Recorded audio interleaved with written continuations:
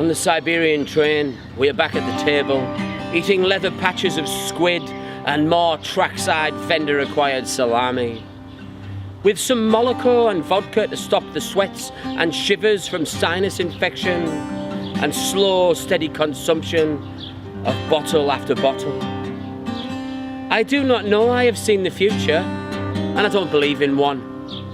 I succumb finally to the challenge of the checkered board. Essa plays chess often to still his suffering mind and soul. His hands shake still, but he is so many moves ahead. Drinking will kill him one day, he's aware of that, he said.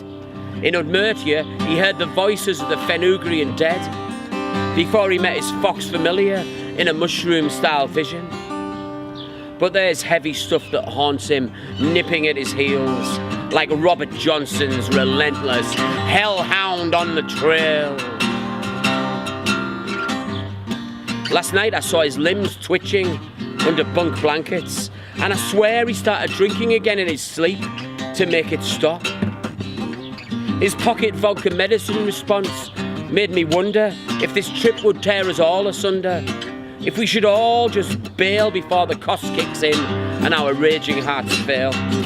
But as the vast steppes roll by in visions of endless grass, and the incredible shrinking northern birches glow silver in the sluggish rising sun's autumnal morning lights, he demolishes my castles and captures my white queen.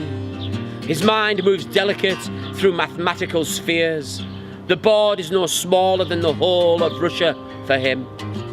Like Mandelstam, he seeks order from chaos with a classic move. I hear Poosip applauding and Mayakovsky snort approval as he brings down my helpless king to the level of a pawn. Old Blakey refuses advice, sneers the world can't be cut to size, that the moves are not measurable, you fool, but infinite. Something my groaning opponent seems naturally to get. And gunslinger Dylan sings loud above the racket of the train. You're stuck inside this diner with the Albion blues again. You're stuck inside this diner with the Albion blues again. The light's gone out in the sky at home, but when the snow clears, the stars and moon still shine. All Teessiders know that their worst fears are realised, as the spaces in between are now black, not tangerine. From the furnace and the flare stacks, the shade that had faded to pale since fiery childhood nights when flames burned along the banks of the Tees. The old boys down Dad's club used to tell me over beer, you should have seen them skies when we were Burns. There were veins in the clouds glowing red. We never knew the dark at all round here. We never knew the dark at all round here. Now, from this little train's window, I note inky blackness, see spaces between the stars, and try not to calculate the distance from birth to death.